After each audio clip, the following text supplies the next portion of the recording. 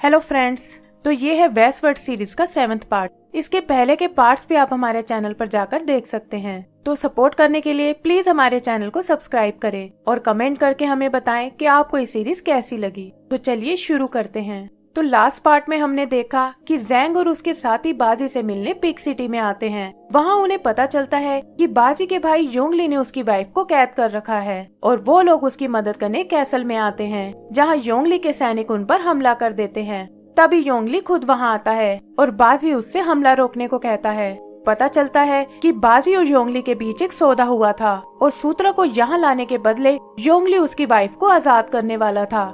बाजी उसे याद दिलाता है कि सौदे के मुताबिक मास्टर और उसकी टीम को कोई नुकसान नहीं होना चाहिए, लेकिन योंगली अपनी बात से पलट जाता है। वो अपने लोगों से उन्हें मारने को कहता है और बाजी चाहकर भी उनकी कोई मदद नहीं कर पाता। ओजू अपनी ड्रैगन फॉर्म में आ जाता है और पिग सैनिकों को मारने लगता है।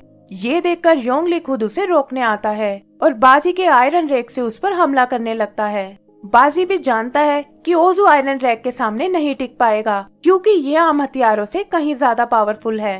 होता भी बिल्कुल ऐसा ही है और घायल ओजू अपनी ह्यूमन फॉर्म में वापस आ जाता है। आगे योंगली अपनी ओरा पावर को समन करता है और जैंग बताता है कि ये पिग क्लैन की सबसे स्पेशल पावर है। ये लोग अपने आसपास की एनर्जी को खींचकर खुद को और पावरफुल बना सकते हैं, लेकिन ये पावर सिर्फ एक लिमिटेड एरिया में काम करती है। योंगली एक बार फिर ओजू पर हमला करता है और वो ओरा पावर का सामना नहीं कर पाता। ये देखकर बाइलेंग अपनी ड्रैगन पावर एक्टिवेट करता है, लेकिन इससे भी उन्हें कोई फायदा नहीं होता। योंगली कहता है कि जब तक मेरे पास ये पावर है, तुम तो क्या देवता भी मेरा कुछ नहीं बिगाड़ सकते और अब तुम सब मेरा खाना बनने वाले हो। बाजी गुस्से में उसे रोकने जाता है, लेकिन योंगली को देखते ही उसकी हिम्मत जवाब दे जाती है और वो उसके सामने गिड़गिड़ाने लगता है। योंगली कहता है कि ये सब तुम्हारी ही गलती है और तुम सिर्फ यहाँ की किंग ही नहीं बल्कि एक सुंदर लड़की के हस्बैंड भी थे। फिर तुम अपनी उस जर्नी पर चले गए और इस चक्कर में तुमने वो दांत गवा दिए जो हमारी क्लैन के शान के प्रतीक थे, और तब से तुम इस क्लैन पर एक धब्बा बन गए हो। आगे योंगली कहता है कि तुम्हारी वाइफ को तो मैं कब का खा गया हूँ और अब तुम उससे कभी नहीं मिल पाओगे। बाजी गुस्से में उस पर अटैक करता है, लेकिन योंगली उसे उठाकर नीचे फेंक देता है और कहता है कि आज वो ये किस्सा हमेशा के लिए खत्म कर देगा।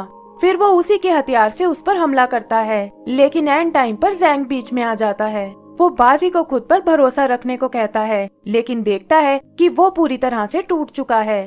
तभी योंगली जैंग को दूर उछाल देता है और ये देखकर ओजू और बाइलेंग उसकी मदद करने जाते हैं। उनके और पिग्स के बीच एक बार फिर लड़ाई शुरू हो जाती है, लेकिन ज्यादा होने के कारण पिग्स उन्हें पकड़ लेते हैं। योंगली जैंग को खत्म करने आगे बढ़ता है और तभी वो देखता है कि बाजी एक बार फिर उसे चैलेंज कर रहा है। योंगली को उसकी नादानी पर बहुत हंसी आती है और वो कहता है कि अब मैं पहले तुम्हें ही नरक में भेजूंगा। वो ओरा पावर के साथ उस पर अटैक करने जाता है, लेकिन बाजी उसे रोककर अपने आयरन रेक को छीन लेता है। बाकी पिग्स भी ये देखकर बहुत हैरान होते हैं और बाजी कहता है कि अब उसे अपना हक लेने से कोई नहीं रोक पाएगा। फिर वो उछलकर कैसल की छत पर जाता है और वहाँ अपनी ओरा पावर को असेंबल करने लगता है। जैंग भी समझ जाता है कि उसका कॉन्फिडेंस अब वापस आ चुका है और उसके दांत भी इसीलिए नहीं उगे थे क्योंकि उसके दिल में डर भरा हुआ था। तभी बाजी अपनी डीमन फॉर्म में आता है और हम देखते हैं कि वो पहले से बड़ा और शक्तिशाली बन चुका है। वो पूरी ताकत से योंगली पर हमला करता है और इस बार वो बाजी के आगे नहीं टिक पाता। दोनों भाई एक दूसरे से भिड़ जाते हैं और यहाँ हम उनके पास्ट का एक और फ्लैशबैक देखते हैं। पता चलता है कि अपनी वाइफ को इम्प्रेस करने के लिए बाजी उस जर्नी पर गया था और अपने वापस आने तक किंगडम की जिम्मेदारी उसने योंगली को दी थी। वो योंगली को धोखेबाज बताता है और कहता है कि तुम भाई कहलाने के लायक नहीं हो। बाजी की बहादुरी देखकर बाकी लोग उसे फिर से किंग मान लेते हैं और वो योंगली को जान से मारने लगता है। तभी बाजी की वाइफ वहाँ आती है और उसे देखकर बाजी एक बार फिर अपनी पुरानी फॉर्म में आ जाता है। वो उससे मिलकर बहुत खुश होता है, लेकिन देखता है कि वो तो उसे मारना चाहती है। वो कहती है कि मैं तुमसे बिल्कुल प्यार नहीं करती और तुम्हें जर्नी पर भेजने के लिए भी मैंने ही उकसाया था ताकि मैं तुम्हें यहाँ से दूर भेज सकूं। वो बताती है कि मैं योंगली को पसंद करती हूँ और इसीलिए मैंने अपनी मौत का झूठा प्लान बनाया था। बाजी ये सुनकर रोने लगता है और कहता है कि आखिर मेरे प्यार में क्या कमी रह गई थी। उसे लगता है कि शायद वो ये सब जोंगली के डर से कह रही है, लेकिन उसकी वाइफ कहती है कि तुमसे तो मैंने मजबूरी में शादी की थी और मेरी पहली पसंद हमेशा से जोंगली ही था, क्योंकि वो तुम्हारी तरह डरपोक नहीं बल्कि एक बहादुर योद्धा है। ये सुनकर बाजी को बहुत गुस्सा आता है और वो एक बार फिर हथियार उठा लेता है। ऐसा लगता है जैसे वो उन पर हमला करने वाला है, लेकिन वो रोता हुआ वहाँ से भाग जाता है और कहता है कि मैं ये जगह हमेशा के लिए छोड़ दूंगा। आगे हम उसी और जैंग को एक चट्टान पर बैठे हुए देखते हैं, जहाँ बाजी कहता है कि वो दुनिया का सबसे बड़ा बेवकूफ है। जैंग उसे समझाता है कि तुम अपनी गलती समझ चुके हो और अब रोने का नहीं बल्कि उसे ठीक करने का वक्त है। फिर वो उसे अपने साथ जर्नी पर चलने को कहता है और बाजी भी उसकी बात मान जाता है, लेकिन कहता है कि पहले मुझे एक जरूरी काम करना है। वो सीधा पैलेस में आता है और उसकी वाइफ को लगता है कि शायद वो जोंगली को मारने आया है।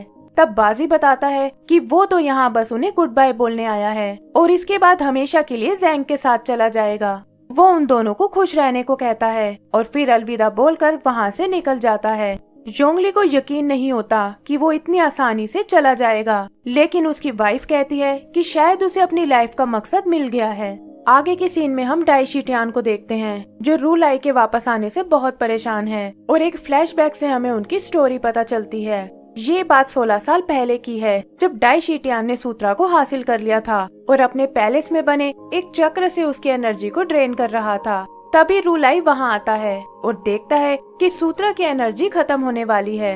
वो उसे रोकने की कोशिश करता है, लेकिन डाई शीटियान कहता है कि अब ये सूत्रा मेरा है और मैं जैसे चाहूँ इसका यूज कर सकता हूँ। रू लाई समझ जाता है कि उसके इरादे बिल्कुल ठीक नहीं हैं और वो रूम में बने उस चक्र को तोड़ देता है। सूत्रा चक्र से अलग हो जाता है और इससे पहले कि वो डाई शीटियान के हाथ लगे, रू लाई उसे पकड़ लेता है। वो कहता है कि मैं मरते दम तक इसकी रक्षा करूंगा और इसी वजह से उन दोनों में लड़ाई शुरू हो जाती है। यहाँ से सीन शिफ्ट होकर प्रेजेंट में आता है, जहाँ डाई शीटियान को डर है कि रू लाई एक बार फिर उसके रास्ते में रुकावट डाल सकता है। वो कहता है कि सूत्रा के लिए उसने 16 साल इंतजार किया है और अब वो किसी भी कीमत पर इसे पाकर रहेगा। आगे हम हेवन के एक जनरल शीगुओ को देखते हैं, जो एक लेक पर मछलियाँ पकड़ रहा है। तभी उसका एक योद्धा उसे मिलने आता है और शीगुओ कहता है कि आज तुम्हें मेरे लिए एक जरूरी काम करना है।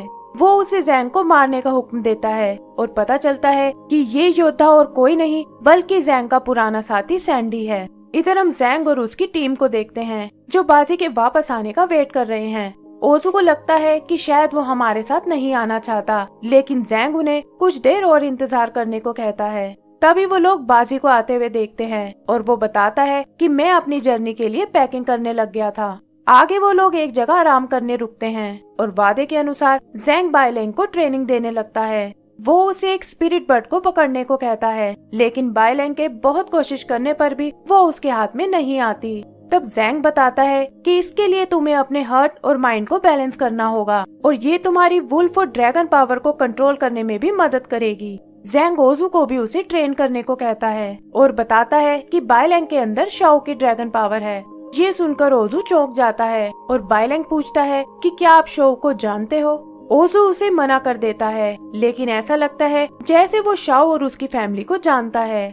अगले दिन हम उन्हें एक डेजर्ट में देखते हैं और धूप और थकान के कारण जैंग उन सबको आराम करने को कहता है।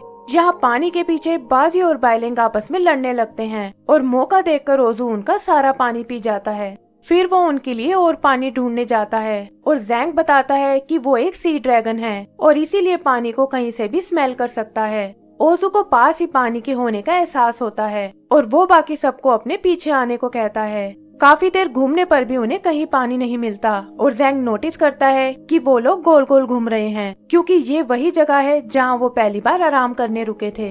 वो कहता है कि सूरज भी अपनी पहली वाली पोजीशन में है और समझ जाता है कि ये जरूर कोई ट्रैप है। तभी सामने पहाड़ी पर उन्हें एक साया खड़ा हुआ दिखता है, जो असल में सैंडी ही है, लेकिन इस बात से अनजान जैंग तुरंत उसे पकड़ने को कहता है। वो लोग बहुत कोशिश करते हैं, लेकिन सैंडी उन्हें चकमा देकर गायब हो जाता है। जैंग को लगता है कि ये जरूर किसी डीमन का काम है और उसे ढूंढने के लिए वो लोग 2 टीमों में बट जाते हैं।